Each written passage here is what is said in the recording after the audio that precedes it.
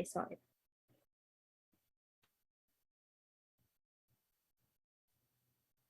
So I think it has started. So I'm going to be sharing my screen with you about our lesson for this week. And can you see it? Can you see the screen? The Yes po, PowerPoint? ma'am. Okay.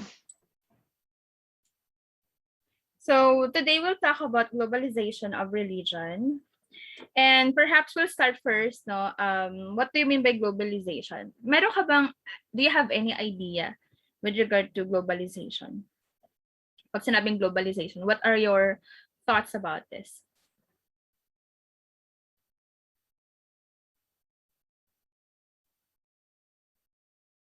Ano po, ma'am? Kabuuan, parang yung nag-aano po siya sa mga trade and technology po. Parang ganun po. Yung whole world po. Parang ganun po Okay, yung right, I got it. So, kumbaga, it talks about the aspect of the industry, okay, or ano pa yung sabi mo? Other factors na bumubuo, okay, ng globalization, maybe the environment, okay, the political aspects, no? So marami, okay? So globalization is defined as an umbrella that refers to, or an umbrella term, okay, that refers to increased global connectivity, integration, and interdependence in the economic, social, technological, cultural, political, and ecological spheres. So, kumbaga, if you're going to make a simple explanation or definition, this is what from Britannica, okay, Encyclopedia Britannica. It's the process by which the experience of everyday life and is becoming the standardized around the world. So, ano siya? Process siya. Okay, pag sinabing globalization, process of or through, okay, which we increase, okay, the economic, the social, the cultural aspects or transactions, no? So it can take place directly or indirectly between parties in different countries. Okay. So pag sinabing globalization, malawak, okay, yung aspect na to, diba?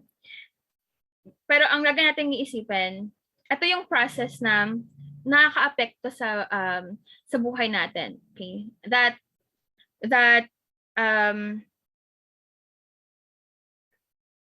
maraming institutions or aspects na nakaka-affect, 'di ba? Halimbawa, the mass media, okay? The government, okay? The environment, okay? Or yung ecosystem, okay? So, yun. So, when it comes to globalization, we have globalization of religion. Okay, so how about religion? Do you have any idea with regard to religion? What are the religions that you know? Can you cite like 1 to 3 religions that you already knew? Or perhaps what's your religion? What do you what's your faith, or what do you believe in? Roman Catholic po. Yung tatlo po, ma'am. Roman Yes. Catholic, Muslim, and Christian. Okay, that's right. So, or Islam and Christianity. Okay, but actually, Roman Catholic is under the Christianity. Okay, so those are all correct.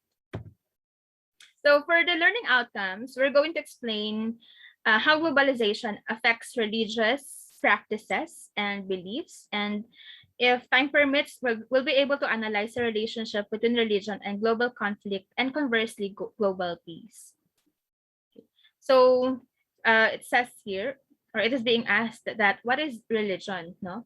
So it says here that the English word religion is from the Latin verb religare, which means to tie or to bind fast. Okay. So ano bang ginagawa ng religion, 'di ba, sa mga tao? Can you share your insights? What does religion do, okay, to a person or to the people? Yung paniniwala po natin or faith, then ito po yung nagsisilbi nating um, nagsisilbi nating guide or meron tayong takot sa Diyos. Ganun po, ma'am. Right. Okay. So parang it gives you a sense of direction, no, when it comes to viewing life and how are you going to behave as a person, 'di ba? Kasi 'di ba, of course, the religion has principles, no, involved, no, or doctrines, no, that we have to follow. Like for the Roman Catholic, 'di ba, we have Christian doctrines, no. So these serves as our guide, no, to have a peaceful and harmonious life. Do you believe in that? 'Di ba? Um, kumbaga nagkakaroon tayo ng moral compass din, 'di ba? When we have faith, no? When we have faith in something. So as all major religions of the world derive from the same root source. Okay? Hindi ko na i-mention dito yung yung history, okay, kung paano nagkaroon ng religion, kung saan nag-start, okay. But we'll just talk about how does globalization affect religion, okay? So it is important that we realize the significance of mutual respect that has been advocated in all religions. Kasi syempre, 'di ba, pag wala tayong respect to each and everyone's beliefs, no, there will be chaos. Naniniwala ka ba doon? 'Di ba? Let's say we are Christians, and if we don't respect the religion of other people, no, if we impose our beliefs to them, magkakaroon ng problema, 'di ba? So we have to respect, no, each person's religion. Furthermore, with globalization of free flow of information via high technology and the movement of peoples cross borders can only positively help religious tolerance to increase. So the religious unity is mentioned in all religious doctrines, but unfortunately, the events of history up until the present day has unfolded the emphasis on differences than of the similarities. Diba? Nagkakaroon tayo ng notion, diba? Like, for example, of course, Philippines has a lot of religions, no? Pero kung i-compare or describe mo, okay, yung religion na nasa Philippines, okay? We tend to focus on the differences, no, rather than the similarities, okay, of the religion. Let's say, ano ba ang pagkakaiba, okay, ng Muslim or Islam and Christianity, 'di ba? So, andiyan na yung mga differences when it comes to principles. So minsan din tayo nagfo-focus dun sa ano ba yung similarities, okay, na dapat nating tingnan, no, or makuha, okay, rather than the differences. Okay? So if we are to revert to that, okay, we'll be able to shift, okay, from religious harmony as a conception and materialize into reality. Okay? Kasi when we focus on the differences, diba, we'll be able to have difficulty, no, to accept, okay, the beliefs, okay, of the person and the principles of that religion. Let's say, 'di ba, nakakita ka na ba sa TV, 'di ba, yung mga nagde-debate, no, about their beliefs. Although Christian din naman sila, like the Iglesia ni Cristo congregation and the Dating Daan, no? So they focus so much more on the differences, and what happens, 'di ba? Unending debate, no? About which one is better, okay? Which principles is better than the other. So, ano siya, chaotic. Okay, nagkakas ng gulo. Yan. So, says her system of beliefs, rituals, and practices usually institutionalized in one manner or another, which connects this world with the beyond. So we have definition here of religion. So pag sinabing functional, what is the purpose, okay, of the religion? So religion is anything that provides an individual with the ultimate meaning that organizes his or her life and worldview. Okay, so if we have religion, kung meron tayong paniniwala, okay, or this belief system, okay, we'll be able to have a great insight, okay, about our lives. No, so this helps us, okay, to view our surroundings, okay, or we will have a different perspective. So Sassi religion can be explained as a set of beliefs concerning the cause, nature, and purpose of the universe, especially when considered as a creation of a superhuman agency or agencies, usually involving devotional and ritual observances, and often containing a moral code governing the conduct of human affairs. Sa ano ba? Sa Roman Catholic, okay? What are the set of beliefs, okay? What are the principles, okay, that you believe in?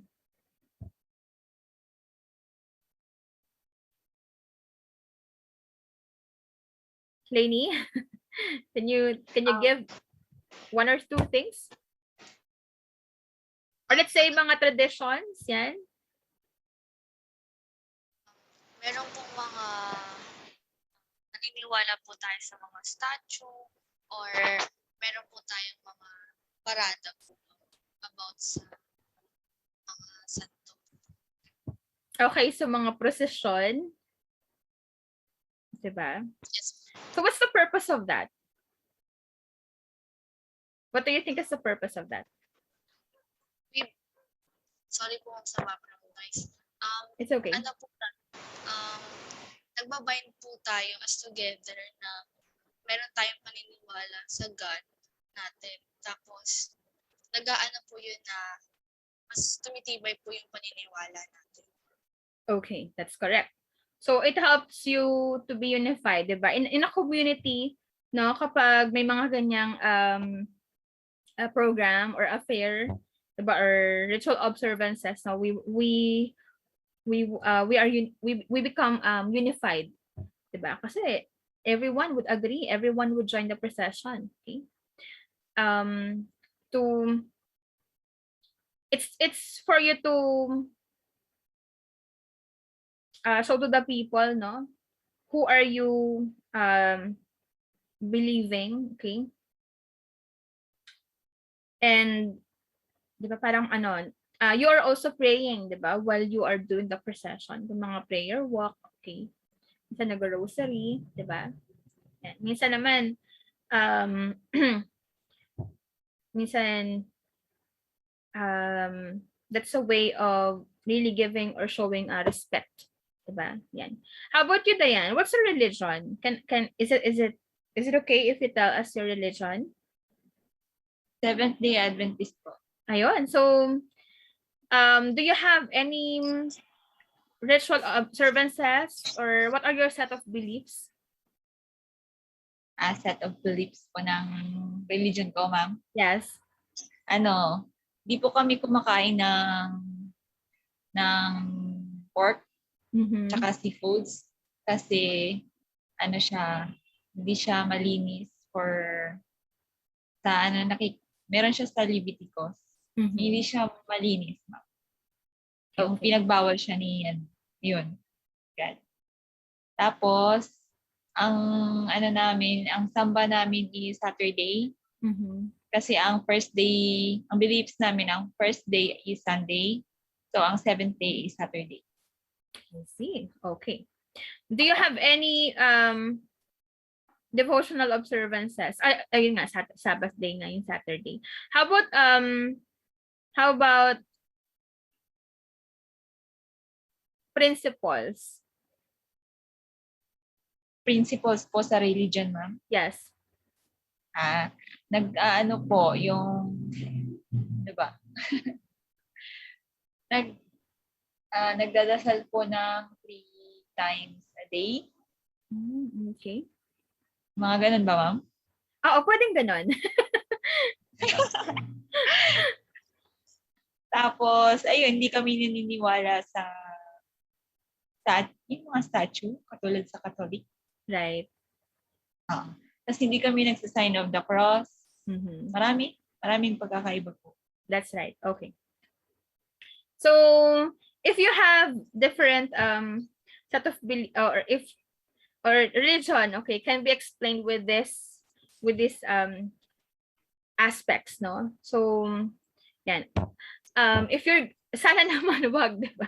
Okay. Pero yung mga tao na nagkatayo ng religion, no? If they have this guiding principles, set of beliefs, di ba? Nakakapag sila, tayo sila ng religion, okay? With this aspect. So, ganun, makakonsider kang religion, okay? If you have, or if you present something to the people na this is our moral code, okay, this is what we believe, and this is the teaching, okay, these are the ritual observances that we do, okay. So just like what you have mentioned, no? So yan. Now we have different types of religious organizations as cited by Lanuza and Raimundo 2016. Okay, so we have the church, the sect, the domination, cult, and new religious movements and indigenous religious groups. Okay, so let's talk about this one by one. Okay, of course, your church, diba? Where do you attend to, Lainey? Church po, ma'am. Saan? Sa church po, ma'am. Yes. What church do you attend to, or what? Where is that what is the specific name of the church? Ano po, ma'am? Holy Redeemer Parish po. Okay. So,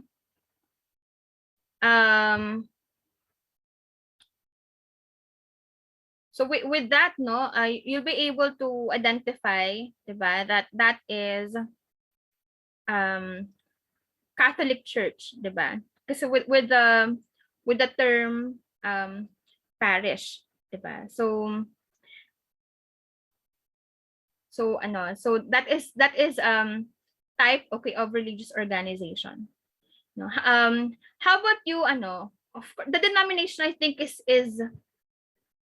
correct me if I'm wrong, okay? The denomination is whether you are Protestant, or let's say diba sa Christianity, maraming denomination. Protestant, ano ba yung isa? Baptist, diba? Presbyterian. Are you familiar with what I'm saying? O narinig niyo na ba yung mga ganun? Hindi pa. Opo, ma'am. Pero yung sa amin kasi Seventh-day Adventist, kami, 3 Angels Message, kasi yung isa corporation. I see. Okay. Wala akong masyadong alam sa what you call this, sa Seventh-day Adventist, but thank you for informing us. Okay. Apo. Ayan. So, sa sect naman, okay, what do you mean by sect? Ano ba yung mga sect sa Philippines? Born again po, ma'am. Okay, born again. Kasama din ang Seventh-day Adventist, right? Jehovah's Witness, okay? Evangelicalism, we have Pentecostal, no, Aglipayan, okay, and a lot more. Okay, how about cult? Do you know cults that are existing? Which are existing? Meron Wala ba po kayong- kaming alam na cult, Wala? ma'am eh. Okay. Yan. So, I think I saw on Netflix, no? Yung nagpretend siya na kunwari siya si yung Messiah. That is considered cult, diba? So, pag sinabing cult in the dictionary is a system of religious veneration and devotion directed toward a particular figure or object. Okay. I think in the documentary of sa Channel 7, parang there was an instance that they showed called in the provinces, 'di ba? Yung mga nakasuot sila ng white, okay, and then parang ano no, they have also santo, 'di ba? Yung mga ganong image, but kulto sila. Okay? Meron silang Parang ano dati, ma'am, sa province namin, parang yung satanism. Cult yun, di ba? yes, okay. We can consider that, okay? Paano ba nagsasabing cult? Okay? Kapag small group of people that gathered, no, and they have this practices, no, that is regarded as strange or sinister to other people. That is considered cult. Okay. How about the new religious movements? You have any idea about this?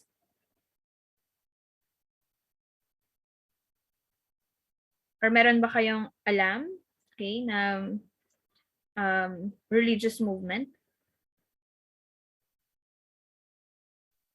Wala po, ma'am. Yung indigenous po ba, ma'am? Yung mga tribo? Yes. Mga Aita? Mm-hmm. Ah,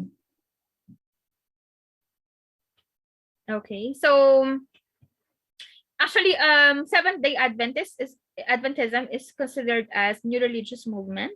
Same with the Christian Science, okay, Jehovah's Witnesses, Mormonism, and Theosophy. So yun yung mga examples ng new religious movements. Protestant Reformation. Yeah. So these are some of the examples. Okay, so we have major religions of the world. We have Hinduism, Buddhism, Christianity, Judaism, and Islam. Okay, so in Hinduism, okay, it states no that we have to help and not fight. Okay, assimilation and not destruction, harmony and peace, and dissension are the substance of faith.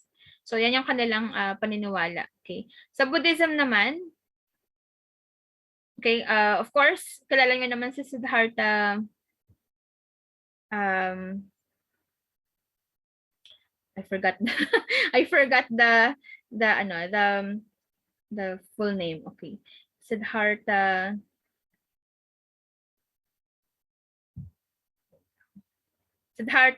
Gautama, okay, or Gautama Buddha, 'di ba? That is that is their Lord, okay?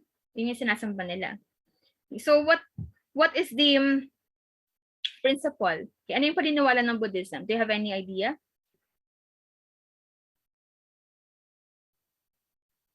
si Buddha po yung nila. Ayun nga. Si Buddha nga yung kanilang sinasamba, right? But what are their beliefs? Do you have any idea? Hindi po sila kumakain ng pork, ma'am. Okay. That is something that is new to me. Okay. But overall, no, they believe that human life is one of suffering, and meditation, spiritual and physical labor, and good behavior are the ways to achieve enlightenment or nirvana. Diba? If you're going to search, no, kung paano naging Buddha, okay, si Siddhartha Gautama, he meditated, okay, and until now he's still meditating. No? So in order for you to achieve okay, enlightenment, you have to meditate. Okay. How about Christianity? What are the principles in Christianity? What are the beliefs?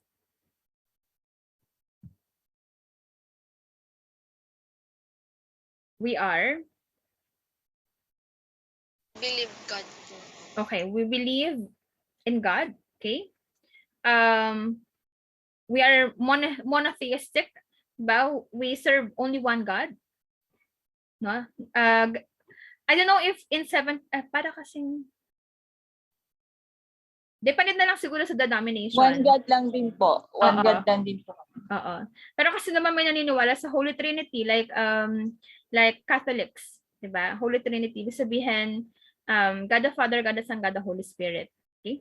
But there are other Christian religions, okay? Na yun nga, one God, okay? All in all, 'di ba? Pag sa Christianity, we believe in one God, okay? And then he created the heavens and earth. 'Di ba? So yan. What else? Judaism. Are you familiar with Judaism? Hindi po. Hindi po, ma'am. Hindi rin? Okay. So, sa Judaism naman, they believe that we have to seek peace and pursue it. Seek it where you are and pursue in other places as well. That's Judaism. And for the Islam, okay, so as was stated in their Holy Quran, okay, I'm going to quote, okay, from Al-Quran 49:13. O mankind, we have created you male and female and have made your races and tribes that you may know each other. So, of course, general Islam beliefs. Okay? So, they believe that God is the creator of all things, same with Christians, okay? And that is God, and God is all powerful and all knowing. God has no offspring, no race, no gender. Okay. And they believe, okay, in the 5 pillars, no? And so they are obligated to pray, okay, to do pilgrimage and conduct fasting. Diba? Kaya nga tayo merong pag may mga Idil Fitr, diba? We observe that. Okay. So those are some of their beliefs. So as you can see here, we have the size and projected growth of major religious groups. So nauna ang Christians, next Muslim, and then these are the unaffiliated, okay, religions, Hindus, Buddhists, and a lot more. Okay.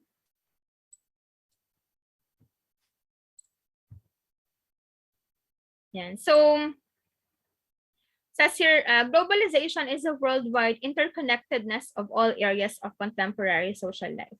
Okay, and how does globalization affected religion in various ways?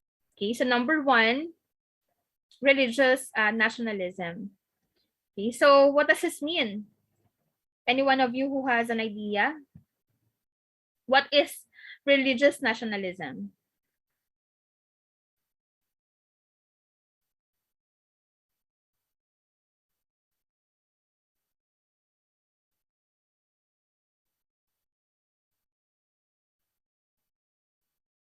Diba ang Philippines, no, is considered a Christian country, diba, among the countries in South Asia.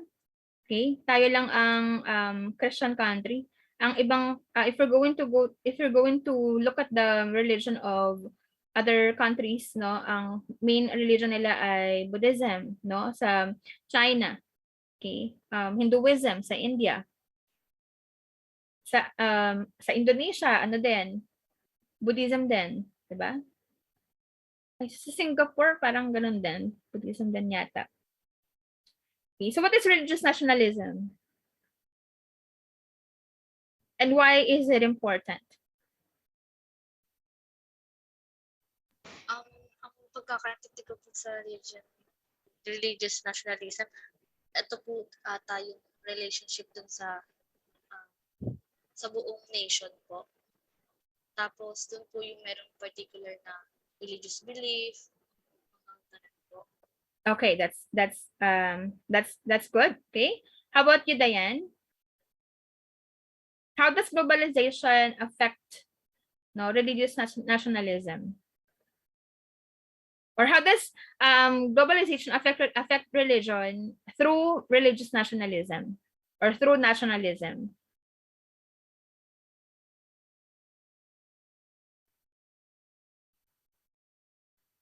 So, diba, if let's say we are considered a Christian country, no? If we share a religion, okay, we become unified, diba? Religions bond us together, okay, bond among the citizens, okay, of course in this country, the Philippines, and that creates, okay, a sort of having this belief, okay, na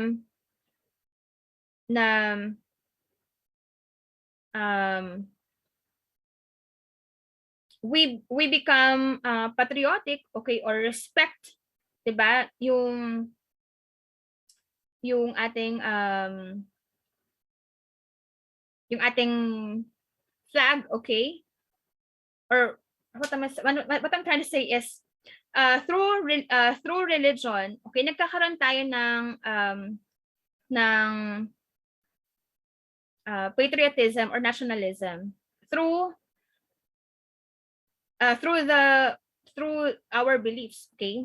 Kumbaga, when we bond together or when we unite together, okay, we develop, okay, this not only love for God but also for our country. Nagigets niyo ba yung sinasabi ko? Do you get what I'm trying to say? Opo, ma'am. Okay. So, parang siya, fusion ng religion at nationalism. Okay, that's right. Okay. So, 'di ba, usually kapag mga although this is a different aspect, okay? So, 'di ba kapag like this one, malapit na yung yung tawag dito, yung election, no? So, 'di ba, in a congregation or denomination, sometimes 'di ba, they endorse politicians, no? So nagiging unified sila, okay, kung sino yung nila i-vote nila. Okay? Parang INC. Oo, parang INC, parang El Shaddai, 'di ba? Okay? And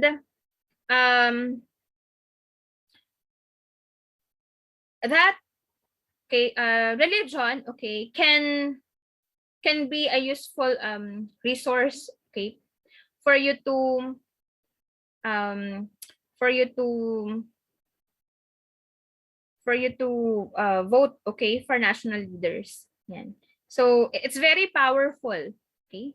And 'di ba nga, okay? If you love your God, okay, since we have this belief, okay, if you love your God, you also would love your nation, okay? Parang kasi 'di ba, you will be able to you have this kind of principles and beliefs, okay? And usually the religion would give you a set of beliefs about how you're going to respect, okay, and give support and love to your country. So globalization affects that, okay? Next is it turn of religion into public life, okay? So alam naman natin, 'di ba, yung mga common religions, no? Let's say the Christians or denominations, no? Protestants, US Adventists, 'di ba? That becomes your way of life, 'di ba? I mean, what you believe in becomes your or what you practice, okay? Becomes parang gives you identity, no? For you to pursue life, okay? So globalization, okay, turn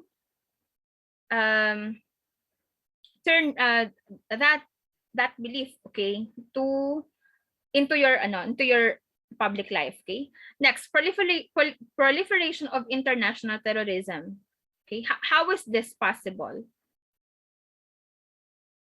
No, it's like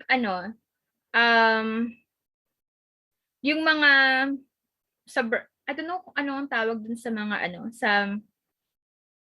sa oh my gosh, I forgot the term. Okay, sa mga Muslims, 'di ba? Na 'di ba kapag nagkakaroon tayo ng negative connotation, 'di ba, sa mga Muslims o yung may naniniwala sa Islam, 'di ba? Meron silang term for that na suburbis. Okay, wait lang.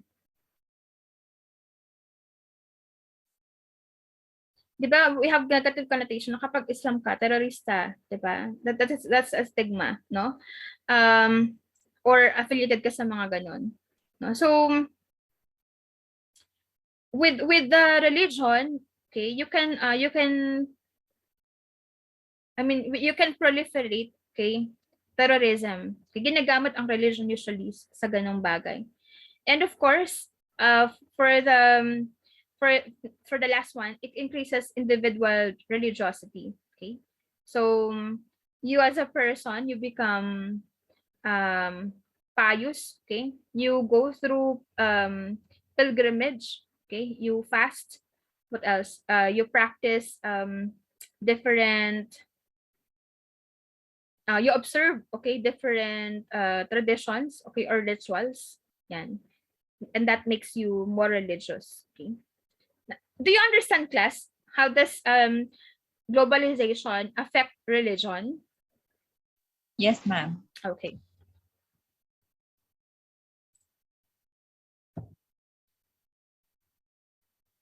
Next, global migration also influences religion. So it says here, because of migration, globalization has forced the appearance of religious traditions in places where there is previously had been largely unknown or considered a minority.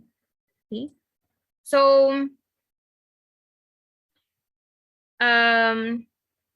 when you, ano ba ang ibig sabihin ng global migration muna? Okay, what do you mean by global migration? Anyone who can tell us? What is global migration in the contemporary world? Kayo ba, lumipat na ba kayo ng bahay? Or same, Opo. when you were born, dyan pa rin kayo nakatira kung nasan kayo? Saan ka ba nakatira, Lini? Sa QC po. QC? Okay, how about you, Diane? Sa Gel Trias po. Pero Okay, that is, okay. nung bata pa ako, mula nung paglaki, ay nung pagkatapos ng college, sa Leyte. Okay. Sa Leyte.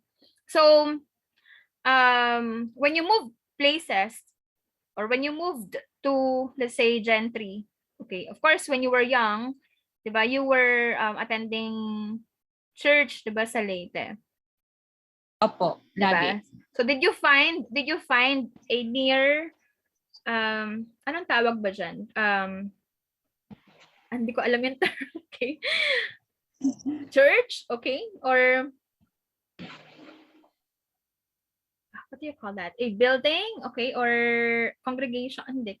Of course, you're Seventh-day Adventist, no? So did you find the nearest church para makapag-attend ka ng service or ng worship day or worship? Hindi po, ma'am. And dati sa Maynila ka. So, mula nung nagtrabaho ako, may sabaho pag Saturday. Okay. So that affects, okay. How about Opo. you, Lainey?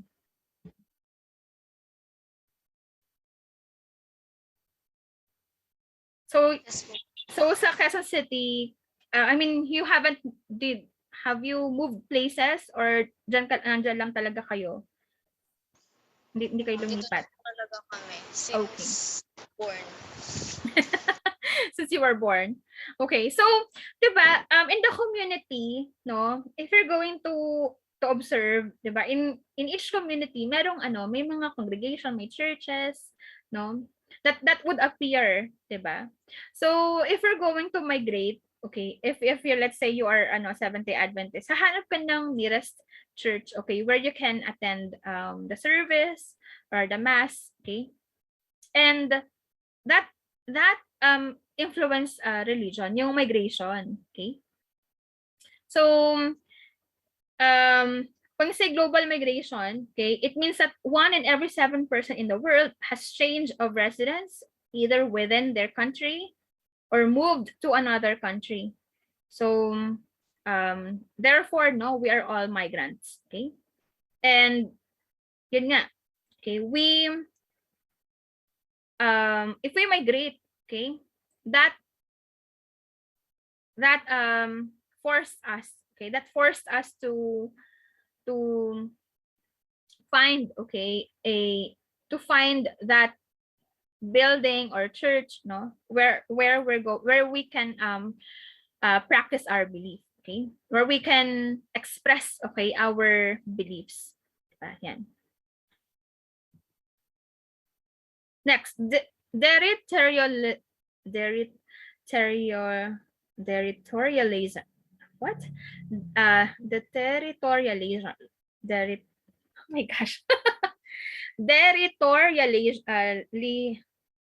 Wait lang. Territorialization.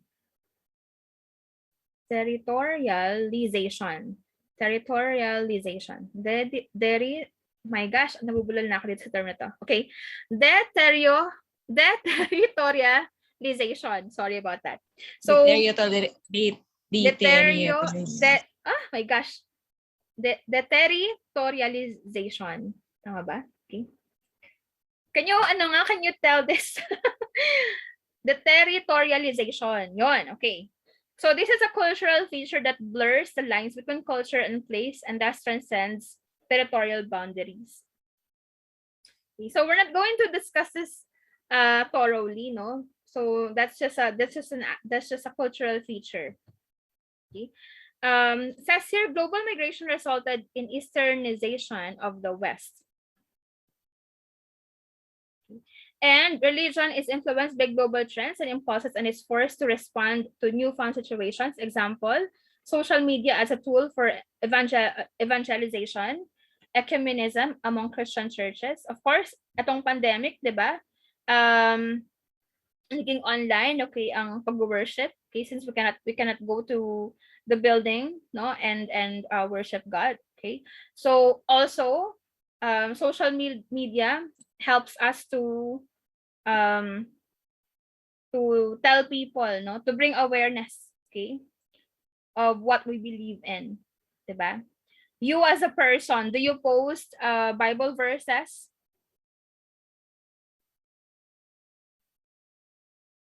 Or hindi? Opo, ma'am. Minsan. Okay. You profess your beliefs, no, through social media? Opo. Mm-hmm. Opo. And other people, okay, other religion use social media, no, to evangelize. Okay. Ano ba ibig sabihin ng evangelize? Parang nagpi-preach. Okay, that's right. Okay.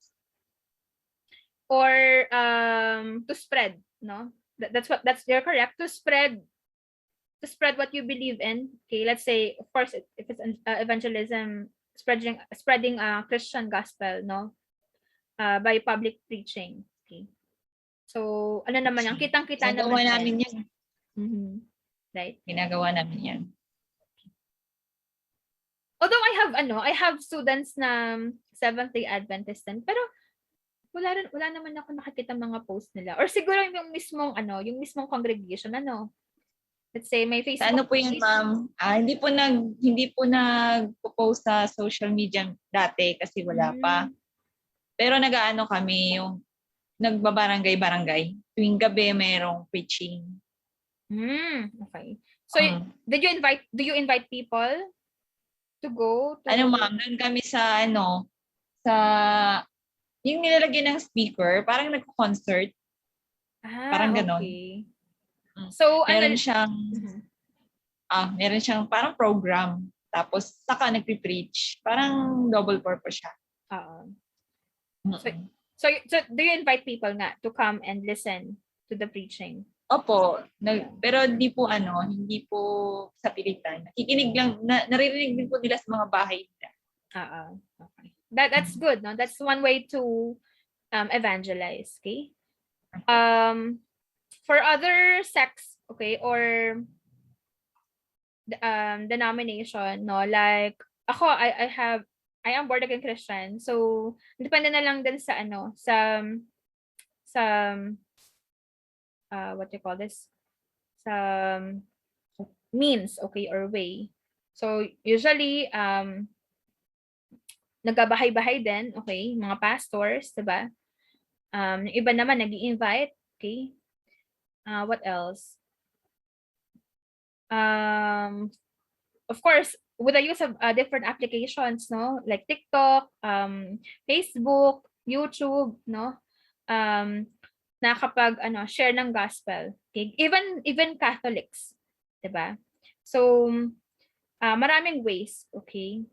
So that is sabi nga dyan, it is being influenced, this religion, okay, the religion is being influenced by the global trends, okay, and is forced to respond to newfound situations.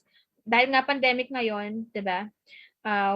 We respond, okay, through those platforms, no?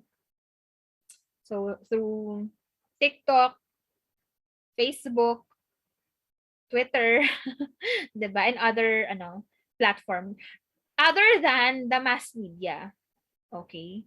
So, meron ba kayong sa Seventh Day Adventist, meron bang parang channel or TV that you can, or TV program where you share the gospel or your you preach?